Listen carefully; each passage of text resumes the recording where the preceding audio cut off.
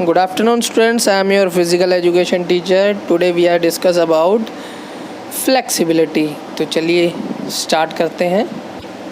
हमारा फ्लेक्सिबिलिटी से मतलब है मोमेंट ऑफ जॉइंट, कितनी रेंज है हमारी मूवमेंट्स की, जॉइंट के मूवमेंट्स की कितनी रेंज है, वो हमारी फ्लेक्सिबिलिटी है। ठीक है, इसकी जो बच्चे डेफिनेशन है वो बहुत ही कॉमन सी है, बहुत इजी है। Flexibility defined as range of motion available in a joint. ठीक है ना, रेंज कितनी है मोशन की आपके जॉइंट्स की। ठीक है, जॉइंट्स की रेंज कितनी है मोशन के दौरान, वो आपकी फ्लेक्सिबिलिटी है। सपोज़ करो कि आप बैठे हुए हो, ठीक है ना, बैठे हो, बैठे बैठे आपने क्या करना है, अपने फीट्स को टच करना है। नीचे बैठे हो, आपके जो लेग्स हैं वो आगे की तरफ को हैं, ठीक है ना, फैले हुए, आपने फीट्स को टच करना है। आप कितना बेंड होकर उनको टच कर पाते हो या नहीं कर पाते, वो आपकी फ्लेक्सिबिलिटी है। क्लियर। बेसिकली ये जॉइंट्स के ऊपर स्ट्रेच होती है, रेंज जो जॉइंट्स की है वो इंक्रीज़ होती है। और इसी के साथ एक डेफिनेशन और है, it is the ability to execute movements, मतलब हम एग्जीक्यूट कर सकते हैं मूवमेंट को विद ग्रेटर एम्पलीट्यूड और रेंज। एम्पलीट्यूड मतलब एम्पलीफाई जैसे होता है ना, बढ़ाना या घटाना उस चीज़ को, मूवमेंट को जो है हम एग्जीक्यूट कर सकते हैं, कि बता सकते हैं कि कितनी रेंज है उसकी। ठीक है ना, जैसे कि डेफिनेशन में लिखा है, it is the ability to execute movements with greater amplitude और रेंज। ग्रेटर मतलब बढ़ना, ठीक है ना। चलिए तो अब बात करते हैं टाइप्स ऑफ फ्लेक्सिबिलिटी की। तो सबसे पहले है पैसिव फ्लेक्सिबिलिटी। पैसिव फ्लेक्सिबिलिटी से मतलब हमारा ये है कि एबिलिटी होती है मूवमेंट को करने की पैसिवली, लाइक जैसे हम एक्सटर्नल हेल्प जो है की मदद से जो है हम मूव करते हैं। The ability to do movement with the greater distance with external help. ठीक है ना, सपोज़ करो आपको एक्सरसाइज करनी है, आप किसी की सहायता ले रहे हो, किसी की मदद ले रहे हो, तो वो आपकी पैसिव फ्लेक्सिबिलिटी है। क्लियर। आप कितनी रेंज खोल रहे हो अपने जॉइंट्स की, या कितनी रेंज आप रेंज तक लेकर जा रहे हो अपने मसल्स को, अपने बॉडी को, तो वो आपकी पैसिव फ्लेक्सिबिलिटी है, जब किसी की हेल्प से वो लेके जा रहे हो आप। ठीक है, passive flexibility is the foundation for active flexibility. अब इसी के साथ आपको इंट्रोड्यूस होती है एक्टिव फ्लेक्सिबिलिटी। तो अगर आप पैसिव फ्लेक्सिबिलिटी में अच्छे हो जाते हो, ठीक है, नींव है, पैसिव फ्लेक्सिबिलिटी सबसे पहले की जाती है अगर आपको एक्टिव फ्लेक्सिबिलिटी करनी है। Passive flexibility always more than active flexibility. Obvious सी बात है, अगर आप किसी की हेल्प से कोई फ्लेक्सिबिलिटी की एक्सरसाइजेस कर रहे हो तो वो ज़्यादा प्रॉपरली होगी रेदर देन अगर आप एक्टिव फ्लेक्सिबिलिटी की एक्सरसाइजेस करो। मतलब खुद अगर अकेले कर रहे हो उसमें, और कोई आपको हेल्प के साथ एक्सरसाइज करवा रहा है, उसमें बहुत अंतर आ जाएगा। क्लियर, वही इस पॉइंट में बताया गया है। अब बात करते हैं एक्टिव फ्लेक्सिबिलिटी की। तो एक्टिव फ्लेक्सिबिलिटी है, it is the ability to do movement for a longer distance without external help. जैसा कि मैंने आपको पिछले ही पॉइंट में बताया था कि जो पैसिव फ्लेक्सिबिलिटी है वो असिस्टेंट के साथ की जाने वाली फ्लेक्सिबिलिटी है, कोई बाहर की हेल्प से की जाने वाली फ्लेक्सिबिलिटी है। और जो एक्टिव फ्लेक्सिबिलिटी है बच्चे, वो है आपकी विदाउट एनी हेल्प।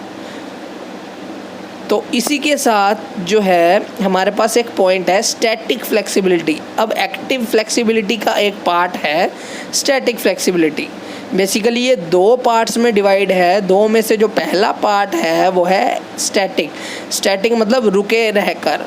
क्लियर, रुके रहकर जो फ्लेक्सिबिलिटी है वो स्टैटिक फ्लेक्सिबिलिटी है, मतलब एक पर्टिकुलर एक पॉइंट पर वो रुका हुआ है, चाहे वो पॉइंट कुछ भी हो सकता है, या वो खड़ा है, या वो बैठा है, या वो लेटा है, ठीक है, या वो कुछ भी कर रहा है, या वो बेंड है, क्लियर। तो ये स्टैटिक फ्लेक्सिबिलिटी है। उसके बाद बात करते हैं डायनेमिक फ्लेक्सिबिलिटी की। तो डायनेमिक फ्लेक्सिबिलिटी से आपको पता लग ही रहा होगा उसका ऑपोजिट, स्टैटिक का ऑपोजिट डायनेमिक।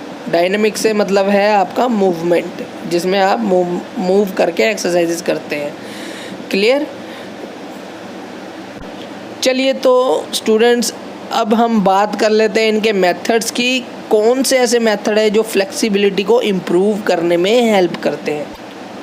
तो सबसे पहला जो मेथड है हमारे पास फ्लेक्सिबिलिटी को इम्प्रूव करने का, वो है बैलिस्टिक मेथड। बैलिस्टिक मेथड में क्या है चलिए जानते हैं। तो सबसे पहले हमारे पास एक पॉइंट है जो बता रहा है the movement is performed with the swing in a rhythmic way. Clear.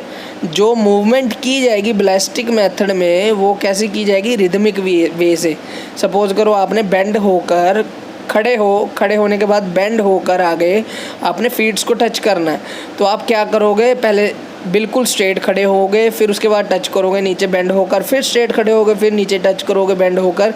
तो इससे क्या होगा कि थोड़ा सा प्रेशर क्रिएट होगा। ठीक है। इलास्टिसिटी को जैसे इलास्टिक को जैसे खींचते हैं वैसे ही खींचकर आपकी मसल्स खिंचेंगी और आप जो है टच कर पाओगे किसी बॉडी पार्ट को जिसको भी आप टच करना चाह रहे हो। क्लियर। और जो जॉइंट हैं आपके इन्वॉल्व हो रहे हैं वो क्या होंगे, स्ट्रेच होंगे। और इसमें जो स्ट्रेचिंग एक्सरसाइजेज होंगी वो रिदमिक वे से परफॉर्म की जाएंगी।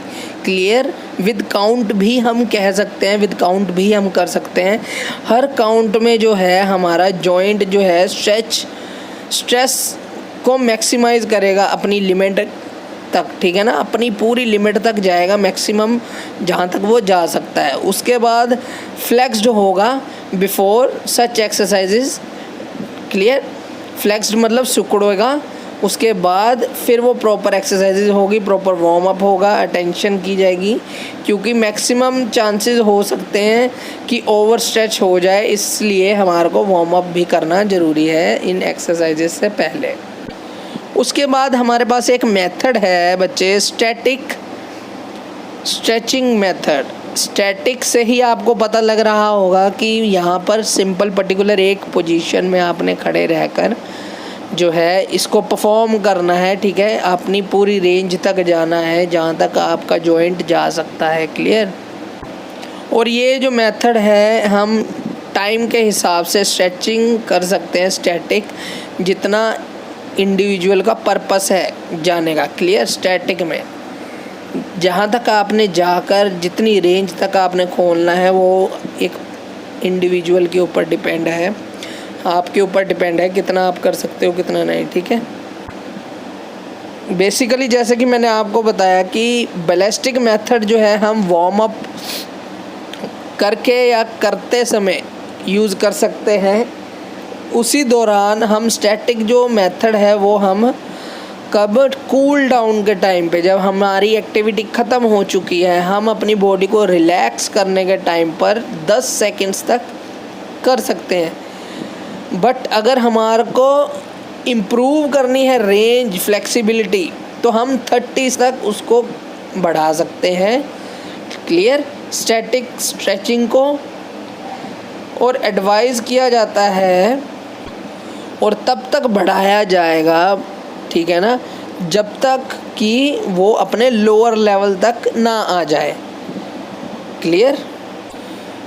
अब बात कर लेते हैं नेक्स्ट मेथड की, जो है हमारे पास dynamic stretching method. Dynamic stretching method में हमारे पास क्या है, consist of controlled leg and arm swings. मतलब हमारे को कंट्रोल्ड जो है लेग्स का और आर्म्स का स्विंग रखना है। That takes you gently to be to the limit of your range of motion. मतलब ये आपको जेंटली जो है रेंज ऑफ मोशन में रखेगा, जितना आपको हिलाना है उतने हिला सकोगे। क्लियर।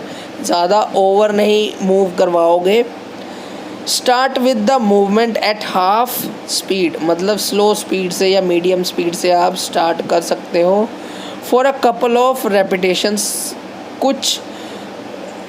कई बार या कुछ समय तक उसको रिपीट करके gradually work at full speed, मतलब पहले स्लो से स्टार्ट करेंगे या मीडियम स्पीड से, उसके बाद आपको फुल स्पीड से उस एक्टिविटी को परफॉर्म करना है। बात हमारा नेक्स्ट पॉइंट है start with the movement of half speed, मतलब हमारे को मूवमेंट जो है स्टार्ट करनी है आधी स्पीड से, मतलब फुल स्पीड में नहीं, मीडियम स्पीड में हमारे को डायनेमिक स्ट्रेचिंग में स्टार्ट करनी है। क्लियर। उसी के बाद हमारे को धीरे धीरे करके कुछ देर के बाद जब हम रिपीट करेंगे स्लोली उस एक्सरसाइज को, उसके बाद हमारे को फुल स्पीड से वो एक्सरसाइज परफॉर्म करनी है। अब जो अच्छी एडवांस जो प्रो टेक्निक्स आती हैं हमारे को हमारी फ्लेक्सिबिलिटी को परफॉर्म करने के लिए, बढ़ाने के लिए, इन्हांस करने के लिए, वो आती है प्रोप्रोसेप्टिव न्यूरोमस्कुलर फैसिलिटेशन टेक्निक, मतलब PNF। क्लियर। ये बहुत ही इम्पोर्टेंट है पार्ट इस क्वेश्चन का। ये प्रॉपर एक क्वेश्चन आ सकता है आपको बड़े मार्क्स में कि PNF डिफ़ाइन करो और साथ ही साथ इसको एक्सप्लेन करो, इसका प्रोसेस कैसे किया जाता है, ये कैसे होता है। तो चलिए बात करते हैं।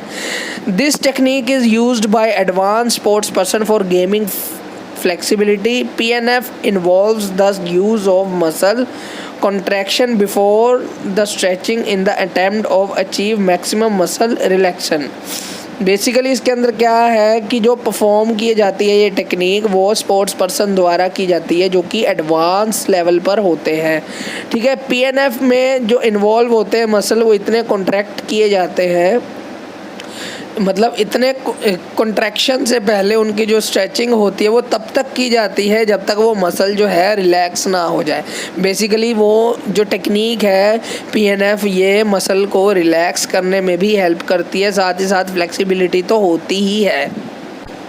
तो जैसा कि मैंने बताया इसको करने की प्रॉपर टेक्निक होती है। तो अब बात करते हैं इसके प्रोसीजर की। तो प्रोसीजर जो है हमारा procedure is used for this technique is, first point है हमारे पास you move into the stretch position so that you may feel stretch sensation, मतलब आपको ऐसी पोजीशन तक जाना है, ऐसी पोजीशन में जाना है जब आपको स्ट्रेचिंग जो है सेंसेशन जो है आपको महसूस हो, स्ट्रेचिंग जो है आपको बेसिकली महसूस हो।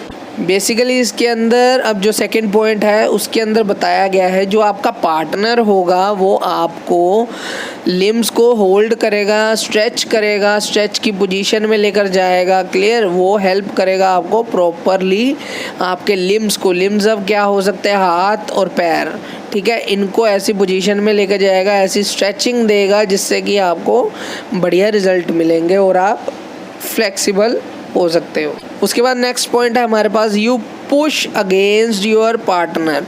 क्लियर। पार्टनर के अगेंस्ट पुश करना है आपको। बेसिकली अगर वो आपको ऊपर की तरफ को खींच रहा है तो आपको क्या करना है, नीचे की तरफ को जाना है। क्लियर।